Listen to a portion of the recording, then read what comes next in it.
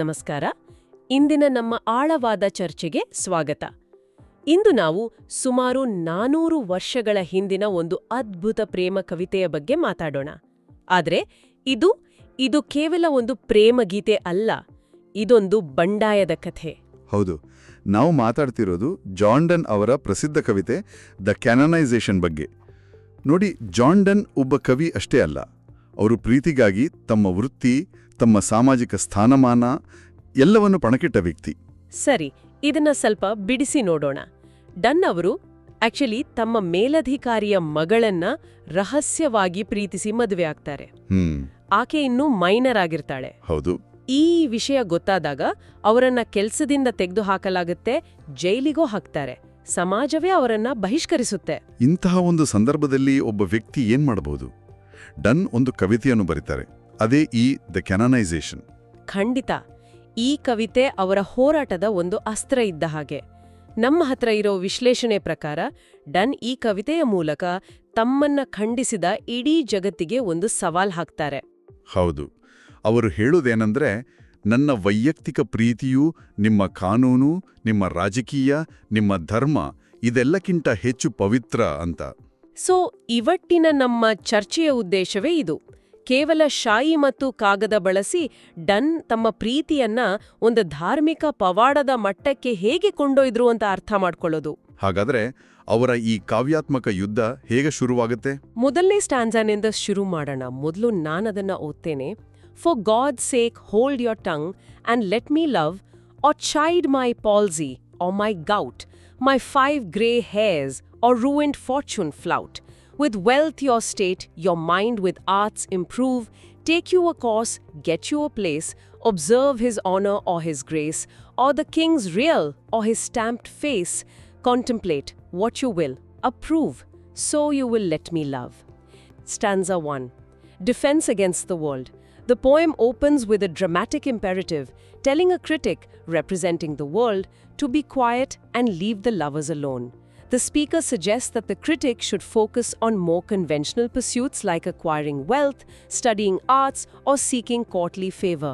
He lists his own flaws, his age, his grey hairs, his poverty, and invites criticism of those, instead, anything to divert attention from his love.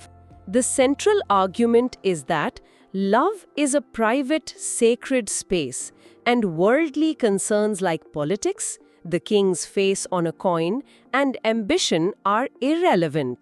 ಕವಿತೆಯ ಆರಂಭವೇ ಒಂದು ಆಜ್ಞೆ, ಒಂದು ಆಕ್ರೋಶ. ಹೌದು. For God's sake hold your tongue and let me love ಅಂದ್ರೆ, ದೇವರ ಘಾರಿನ್, ನಿನ್ನ ಬಾಯಿ ಮುಚ್ಚು, ನನ್ನನ್ನು ಪ್ರೀತಿಸಲು ಬಿಡು ಅಂತ. ಇದು ಜಗತ್ತಿಗೆ ನೇರವಾಗಿ ಹೇಳ್ತಿರೋದು. ತಮ್ಮ ಪ್ರೀತಿಯ ಸುತ್ತ ಒಂದು ಕೋಟೆ ಕಟ್ಟಿದ ಹಾಗೆ ಇದೆ ಅಲ್ವಾ? ಹೌದು. ಇದೊಂದು ರಕ್ಷಣಾತ್ಮಕ ನಡೆ ಅಷ್ಟೇ ಅಲ್ಲ, ಒಂದು ರೀತಿ ಆಕ್ರಮಣಕಾರಿ ನಡೆಯೂ ಹೌದು. ಖಂಡಿತ. ಅವರು ಟೀಕಾಕಾರರಿಗೆ, ನಿಮಗೆ ಬೇರೆ ಕೆಲಸ ಇಲ್ವಾ? ನನ್ನ ವಯಸ್ಸಿನ ಬಗ್ಗೆ, ನನ್ನ ಬೂದು ಕೂದಲಿನ ಬಗ್ಗೆ, ನನ್ನ ಬಡತನದ ಬಗ್ಗೆ ಮಾತಾಡಿ, ಇಲ್ಲಾಂದ್ರೆ ಹೋಗಿ ರಾಜನ ಸೇವೆ ಮಾಡಿ, ಹಣ ಸಂಪಾದಿಸಿ, ಏನಾದ್ರೂ ಮಾಡಿ, ಆದ್ರೆ ನನ್ನ ಪ್ರೀತಿಯ ವಿಷಯಕ್ಕೆ ಬರಬೇಡಿ ಅಂತಾರೆ. ಆ ಸಾಲು or the king's real or his stamped face contemplate ಅನ್ನೋದು. ಅಂದ್ರೆ ರಾಜನ ನಿಜವಾದ ಮುಖವನ್ನೋ ಅಥವಾ ನಾಣ್ಯದ ಮೇಲಿರೋ ಆತನ ಮುದ್ರೆಯನ್ನೋ ಹೋಗಿ ನೋಡಿ ಅಂತ. ಇಲ್ಲಿ ಅವರು ಅಂದಿನ ಸಮಾಜಕ್ಕೆ ಯಾವುದು ಮುಖ್ಯವಾಗಿತ್ತು ಅಂದ್ರೆ ಅಧಿಕಾರ ಮತ್ತು ಹಣ, ಅದನ್ನ ತಮ್ಮ ಪ್ರೀತಿಯ ಮುಂದೆ ಎಷ್ಟು ಕ್ಷುಲ್ಲಕ ಅಂತ ತೋರಿಸ್ತಿದ್ದಾರೆ. ಸರಿ, ಇಲ್ಲಿ ಒಂದು ಸ್ಪಷ್ಟವಾದ ಗೆರೆ ಎಳೆಯುತ್ತಿದ್ದಾರೆ. ಒಂದು ಕಡೆ ಜಗತ್ತಿನ ಲೌಕಿಕ ವ್ಯವಹಾರಗಳು, ಇನ್ನೊಂದು ಕಡೆ ಪ್ರೀತಿಯ ಖಾಸಗಿ ಪವಿತ್ರ ಪ್ರಪಂಚ. ಹೌದು. ಮತ್ತು ತಮ್ಮ ಪ್ರೀತಿ ಆ ಲೌಕಿಕ ಪ್ರಪಂಚಕ್ಕೆ ಯಾವುದೇ ಹಾನಿ ಮಾಡಿಲ್ಲ ಅಂತೆ ವಾದಿಸಲು ಮುಂದಾಗ್ತಾರೆ. ಓಕೆ, ಅದು ಎರಡನೇ ಸ್ಟ್ಯಾನ್ಸಾದಲ್ಲಿ. ಹೌದು. ಮೊದಲು ಓದ್ತೇನೆ. Alas alas, who's injured by my love, what merchant's ships have my sighs drowned, who says my tears have overflowed his ground, when did my colds a forward spring remove, when did the heats which my veins fill add one more to the plaguy bill, soldiers find wars and lawyers find out still, litigious men which quarrels move, though she and I do love, Stanza 2. Love causes no harm. The speaker continues by proving that his love is harmless to the world. Using a series of witty rhetorical questions, he asks what damage his love has caused. His sighs haven't sunk ships, his tears haven't flooded anyone's land, and his passion hasn't caused plagues. This is a classic example of metaphysical wit, where exaggerated comparisons, hyperbole, are used to make a serious point. Love is a private, internal experience that doesn't interfere with the public spheres of commerce, agriculture, or war. ಅಯ್ಯೋ, ನನ್ನ ಪ್ರೀತಿಯಿಂದ ಯಾರಿಗಾದ್ರೂ ನೋವಾಗಿದೆಯೇ ಅಂತ ಕೇಳ್ತಾರೆ. ಆ ಪ್ರಶ್ನೆಗಳೇ ಎಷ್ಟು ಹಾಸ್ಯಭರಿತವಾಗಿವೆ. ನನ್ನ ನಿಟ್ಟುಸಿರು ಯಾವ ವ್ಯಾಪಾರಿಯ ಹಡಗನ್ನು ಮುಳುಗಿಸಿದೆ? ನನ್ನ ಕಣ್ಣೀರು ಯಾರ ಜಮೀನಿನನ್ನು ಆವರಿಸಿದೆ? ನನ್ನ ಪ್ರೀತಿಯ ಜ್ವರದಿಂದ ಪ್ಲೇಗ್ ರೋಗ ಹೆಚ್ಚಾಗಿದೆಯಾ ಅಂತ. ಇದು ಡನ್ ಅವರ ವಿಶಿಷ್ಟ ಶೈಲಿಯಲ್ವಾ? ಇದನ್ನೇ ಮೆಟಾಫಿಸಿಕಲ್ ವಿಟ್ ಅಂತ ಕರೆಯೋದು. ಹೌದು, ಅಂದ್ರೆ ತತ್ವಶಾಸ್ತ್ರ ಮತ್ತು ಹಾಸ್ಯವನ್ನ ಬೆರೆಸಿ ಒಂದು ಚಾಣಾಕ್ಷವಾದವನ್ನ ಮಂಡಿಸೋದು. ಅವರ ವಾದ ತುಂಬಾ ಸರಳವಾಗಿದೆ. ಪ್ರೀತಿ ಅನ್ನೋದು ಒಂದು ಆಂತರಿಕ ಅನುಭವ. ಅದು ಹೊರಗಿನ ಪ್ರಪಂಚದ ವ್ಯಾಪಾರ, ಕೃಷಿ, ಯುದ್ಧ ಇವುಗಳ ಮೇಲೆ ಯಾವ ಪರಿಣಾಮನೂ ಬೀರಲ್ಲ. ಸೈನಿಕರು ಯುದ್ಧ ಮಾಡ್ತಾನೆ ಇರ್ತಾರೆ, ವಕೀಲರು ಜಗಳವಾಡ್ತಾನೆ ಇರ್ತಾರೆ, ನಮ್ಮ ಪ್ರೀತಿಗೂ ಅದಕ್ಕೂ ಸಂಬಂಧವೇ ಇಲ್ಲ ಅಂತ. ಕರೆಕ್ಟ್. ಹಾಗಾದ್ರೆ ಮೊದಲ 2 ಪದ್ಯಗಳಲ್ಲಿ ಅವರು ಜಗತ್ತಿನ ಟೀಕೆಗಳಿಂದ ತಮ್ಮ ಪ್ರೀತಿಯನ್ನ ರಕ್ಷಿಸಿಕೊಂಡ್ರು. ಜಗತ್ತನ್ನ ಹೊರಗಿಟ್ಟು ತಮ್ಮ ಪ್ರೀತಿಯದೇ ಆದ ಒಂದು ಪ್ರತ್ಯೇಕ ಜಗತ್ತನ್ನ ಸ್ಥಾಪಿಸಿದ್ರು. ಈಗ ಆ ಜಗತ್ತಿನೊಳಗೆ ಏನಿದೆ, ಆ ಪ್ರೀತಿಯ ಸ್ವರೂಪವೇನು? ಇಲ್ಲಿಂದ ಕವಿತೆ ಒಂದು ಹೊಸ ತಿರುವು ಪಡೆಯುತ್ತೆ. ಖಂಡಿತ. 3ನೇ ಪದ್ಯ, ಇದು ಈ ಕವಿತೆಯ ಬೌದ್ಧಿಕ ಮತ್ತು ಆಧ್ಯಾತ್ಮಿಕ ಹೃದಯ ಅಂತಾನೆ ಹೇಳಬಹುದು. ಓಕೆ, ಮೊದಲು ಓದಿಬಿಡ್ತೇನೆ. Call us what you will, we are made such by love. Caller 1, me another fly. We're tapers too, and at our own cost die. And we in us find the eagle and the dove. The phoenix riddle hath more wit. By us, we two being one are it. So to one neutral thing, both sexes fit. We die and rise the same, and prove mysterious by this love. Stanza 3. Metaphysical union and paradox. This stanza is the intellectual heart of the poem. Donne uses a series of complex metaphors, conceits, to describe the lovers' union. They are flies, implying their love is short-lived but intense, and tapers, candles that consume themselves to give light, suggesting self-sacrifice. They embody both the eagle, masculine, powerful, and the dove, feminine, gentle, uniting opposites. The central metaphor is the phoenix, a mythical bird that dies in fire and is reborn from its own ashes. The lovers, by dying and rising again, become a single, mystical entity, a paradox that transcends gender. Call us what you will, we are made such by love. ನೀವು ನಮ್ಮನ್ನ ಏನೆಂದು ಬೇಕಾದರೂ ಕರೆಯಿರಿ, ನಾವು ಪ್ರೀತಿಯಿಂದ ಹೀಗಾಗಿದ್ದೇವೆ ಅಂತ ಆರಂಭಿಸ್ತಾರೆ. ಆದ್ರೆ ಅವರು ಬೆಳೆಸೋ ರೂಪಕಗಳು ಸ್ವಲ್ಪ ವಿಚಿತ್ರವಾಗಿವೆ. ತಮ್ಮನ್ನ ನೊಣರೊಳಗೆ ಫ್ಲೈಸ್, ಮೇಣದ ಬತ್ತಿಗಳಿಗೆ ಟೇಪರ್ಸ್ ಹೋಲಿಸ್ಕೊಳ್ತಾರೆ. ನೊಣಗಳು ಅಲ್ಪಾಯುಷಿಗಳು, ಮೇಣದ ಬತ್ತಿಗಳು ತಮ್ಮನ್ನ ತಾವೇ ಸುಟ್ಟುಕೊಂಡು ಕರಗುತ್ತವೆ. ಇದೇನು ಅಷ್ಟು ಪ್ರೇಮಮಯವಾಗಿ ಕಾಣ್ತಿಲ್ಲವಲ್ಲ? ಇಲ್ಲ, ಇಲ್ಲಿ ಆಳವಾದ ಅರ್ಥ ಇದೆ. ನೊಣಗಳ ಹಾಗೆ ಅವರ ಪ್ರೀತಿ ಕ್ಷಣಿಕವಾಗಿರ್ಬೋದು, ಆದರೆ ಆ ಕ್ಷಣದಲ್ಲೇ ಅದು ತೀವ್ರವಾಗಿರುತ್ತೆ. ಓ, ಮೇಣಬತ್ತಿಗಳ ಹಾಗೆ ಅವರು ತಮ್ಮ ಪ್ರೀತಿಗಾಗಿ ತಮ್ಮನ್ನೇ ಅರ್ಪಿಸ್ಕೊಳ್ತಾರೆ, ಅಂದ್ರೆ ಸ್ವಯಂ ಬಲಿದಾನ ಮಾಡ್ತಾರೆ. ಸರಿ ಸರಿ. ಆಮೇಲೆ ಹದ್ದು ಮತ್ತು ಪಾರಿವಾಳ, ಈಗಲ್ ಅಂಡ್ ಡವ್ ಅಂತನೂ ಹೇಳ್ತಾರೆ. ಹೌದು, ಅಂದ್ರೆ ಶಕ್ತಿ ಮತ್ತು ಸೌಮ್ಯತೆ, ಗಂಡು ಮತ್ತು ಹೆಣ್ಣು, ಈ ಎಲ್ಲಾ ವಿರೋಧಾಭಾಸಗಳು ಅವರ ಪ್ರೀತಿಯಲ್ಲಿ ಒಂದಾಗಿವೆ ಅಂತ. ಮತ್ತು ಈ ಪದ್ಯದ ಕೇಂದ್ರ ಬಿಂದುವಾಗಿ ಬರೋದು ಫೀನಿಕ್ಸ್ ಪಕ್ಷಿ ರೂಪಕ. ಎಕ್ಸಾಕ್ಟ್ಲಿ. ಪುರಾಣದ ಪ್ರಕಾರ ಫೀನಿಕ್ಸ್ ಪಕ್ಷಿ ತನ್ನನ್ನ ತಾನೇ ಸುಟ್ಕೊಂಡು ತನ್ನದೇ ಬೂದಿಯಿಂದ ಮತ್ತೆ ಹುಟ್ಟುತ್ತೆ. ಡನ್ ಹೇಳ್ತಾರೆ, we die and rise the same and prove mysterious by this love.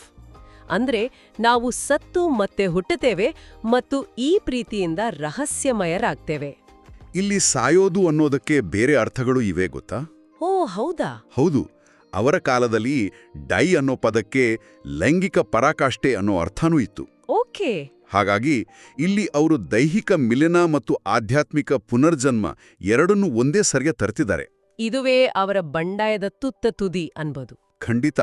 Church ಹೇಳೋ ಪವಿತ್ರತೆಗೂ ಮಾನವನ ದೈಹಿಕ ಪ್ರೀತಿಗೂ ಅವರು ಸೇತುವೆ ಕಟ್ತಿದ್ದಾರೆ. ಅವರ ಪ್ರೀತಿಯ ಬೆಂಕಿಯಲ್ಲಿ ಅವರಿಬ್ರು ಸುಟ್ಟು ಗಂಡು ಹೆಣ್ಣು ಅನ್ನೋ ಭೇದವಿಲ್ಲದ ಒಂದೇ ಒಂದು ಅತೀಂದ್ರಿಯ ಜೀವಿಯಾಗಿ ಮತ್ತೆ ಹುಟ್ಟುತ್ತಾರೆ. ಇದು ನಿಜಕ್ಕೂ ತುಂಬಾ ಧೈರ್ಯದ ಮಾತು. ಅಂದ್ರೆ ಅವರ ಪ್ರೀತಿಯೇ ಒಂದ್ ರೀತಿ ರಸವಿದ್ಯೆ, ಆಲ್ಕೆಮಿ ಇದ್ದ ಹಾಗೆ. ಹೌದು. ಇಬ್ಬರು ವ್ಯಕ್ತಿಗಳನ್ನ ಒಂದು ದೈವಿಕ ವಸ್ತುವಾಗಿ ಪರಿವರ್ತಿಸೋ ಶಕ್ತಿ ಅದಕ್ಕಿದೆ. ಆದ್ರೆ ಈ ಅದ್ಭುತ ಅನುಭವ ಅವರ ಖಾಸಗಿ ಜಗತ್ತಿಗೆ ಸೀಮಿತ. ಹೊರಗಿನ ಜಗತ್ತು ಅವರನ್ನ ಇನ್ನೂ ಖಂಡಿಸ್ತಾನೇ ಇದೆ. ಅವರು ಸತ್ತ ಮೇಲೆ ಇತಿಹಾಸ ಅವ್ರನ್ನ ನೆನಪಿಟ್ಕೊಳ್ತಾ ಈ ಪ್ರಶ್ನೆಗೆ ಅವರು 4ನೇ ಪದ್ಯದಲ್ಲಿ ಉತ್ತರ ಕಂಡುಕೊಳ್ತಾರೆ. ಹೌದು. ಈಗ 4ನೇ ಸ್ಟ್ಯಾನ್ಸಾ ನೋಡೋಣ. We can die by it, if not, live by love. And if unfit for tombs in hers, our legend be, it will be fit for verse. And if no piece of chronicle we prove, we'll build in sonnets pretty rooms. As well a well-wrought urn becomes the greatest ashes as half-acre tombs. And by these hymns all shall approve, us canonized for love. Stanza 4. Immortality through poetry.